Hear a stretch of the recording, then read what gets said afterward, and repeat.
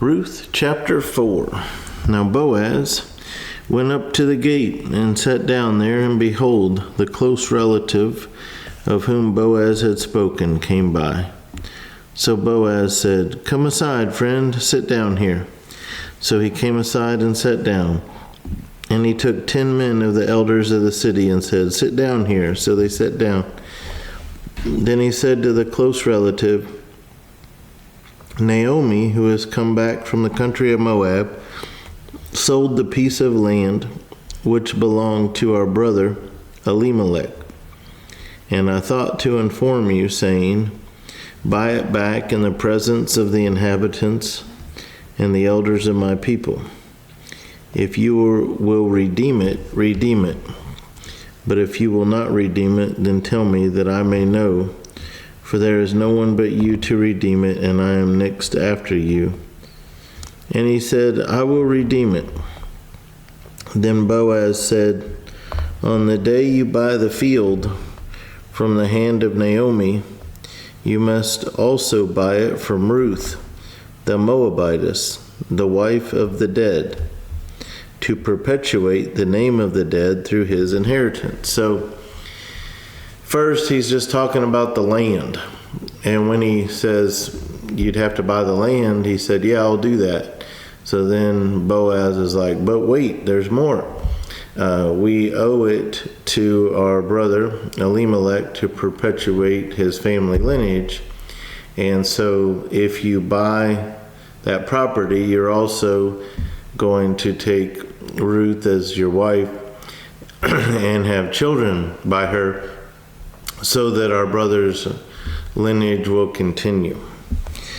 And the close relative said, "I cannot redeem it for myself, lest I ruin my own inheritance."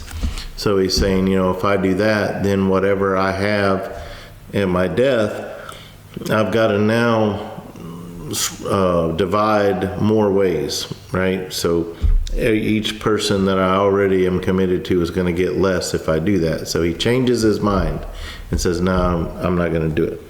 So then he says, "You redeem my right of redemption for yourself, for I cannot redeem it." So he refused what was his first opportunity, which makes Boaz next in line, which makes Boaz happy because he probably cares more about Ruth than that land. Now this was the custom in former times in Israel concerning redeeming and exchanging. To confirm anything, one man took off his sandal and gave it to the other. And this was a confirmation in Israel. Therefore the close relative said to Boaz, "Buy it for yourself." So he took off his sandal, and Boaz said to the elders and all the people, "You are witnesses this day that I have bought all that was Elimelech's, and all that was Chilion's and Mahlon's, from the hand of Naomi. Moreover, Ruth the Moabitess, the widow of Mahlon, I have acquired as my wife, to perpetuate the name of the dead through his inheritance, that the name of the dead may not be cut off from among his brethren, and from his position at the gate. You are witnesses this day." And all the people who were at the gate and the elders said, "We are witnesses. The Lord make the woman who is coming to your house like Rachel and Leah, the two who built the house of Israel. And may you prosper in Ephrathah and be famous in Bethlehem. May your house be like the house of Perez, whom Tamar bore to Judah, because of the offspring which the Lord will give you from this young woman." So Boaz took Ruth, and she became his wife. And when he went into her, the Lord gave her conception, and she bore a son.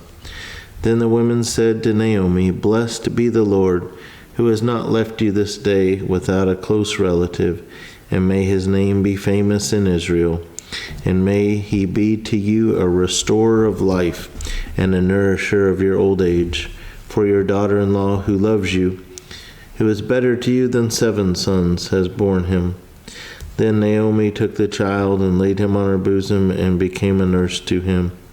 Also the neighbor women gave him a name, saying, "There is a son born to Naomi," and they called his name Obed. He is the father of Jesse, the father of David. Now this is the genealogy of Perez. Perez begot Hezron, Hezron begot Ram, and Ram begot Amminadab. Amminadab begot Nahshon, and Nahshon begot Salmon. Salmon begot Boaz, and Boaz begot Obed.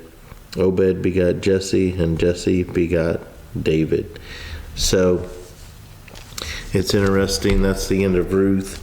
So this love story, this child ends up being a part of the lineage of Jesus Christ, which will be listed in the New Testament. So that's the end of Ruth.